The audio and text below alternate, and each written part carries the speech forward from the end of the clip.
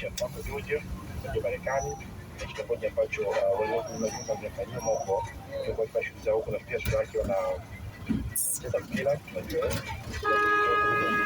mwingine anafanya shughuli za ukweli. Kwa hiyo unaweza kuona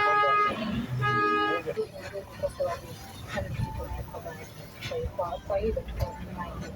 sasa tukihama kutoka Nigeria tuende nchini Marekani ambapo tamasha hoteli weekend iliyopita imewaka Kinondoni ikiwa ni wiki ya pili, yani weekend ya pili baada ya wiki ya kwanza kufanya vizuri. Tamasha la weekend ya pili Justin Bieber katuasha pamoja na Yes, unaweza kuona mafanikio makubwa sana kwa Coachella, na unaweza kuona kwamba tumekuwa kuna sitamani mtandao na faida zaidi kwa tumefikia, lakini kuna mtikio mkubwa kizuri ambacho tunakipenda kwamba tamasha